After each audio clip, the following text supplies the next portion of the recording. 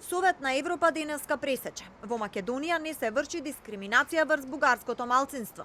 Од Министерството за надворешни работи за телевизија 24 потврдуваат дека Комитетот на министри на Советот на Европа во Страсбург на денешната седница ја усвоил резолуцијата за малцинствата во Македонија со која се потврдува дека не се точни обвинувањата од Софија, дека во земјава се врши системска дискриминација врз малцинството. Во процесот на усвојувањето на резолуцијата беа поднесени бројни амандмани од друга заинтересирана делегација кои не наидоа на поддршка од мнозинството земји членки на Советот на Европа.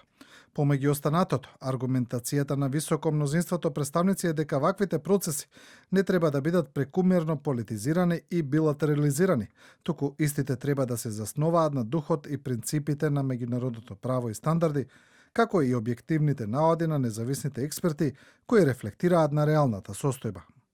Македонија е членка на Советот на Европа скоро 3 децении, а денешната усвоена резолуција е спакувана од тим на експерти на Советот кој во изминатиот период престојуваше во земјава за да ги евалуира тврдењата на Софија дека бугарите во земјава се дискриминирани.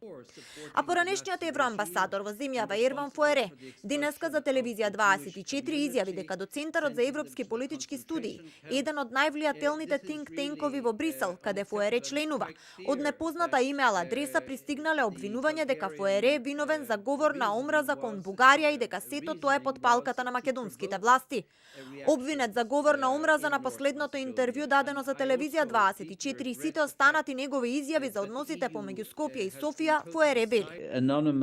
Направивме истражување на овој анонимен мејл и не успеавме да најдеме ни еден релевантен извор за оваа така наречена организација и затоа сметаме дека е само заплашувачка тактика за да престанат критиките. Ова се заснова на голема недоверба меѓу Македонија и Бугарија. Ваквите пораки не ја решаваа ситуацијата, а луѓето нема да бидат замолчени од таквите тактики. Не сум заплашен од ваквите пораки и ќе продолжам со тоа дека тешката состојба меѓу двата соседа треба да се надмене и дека клучот и одговорноста се во Бугарија.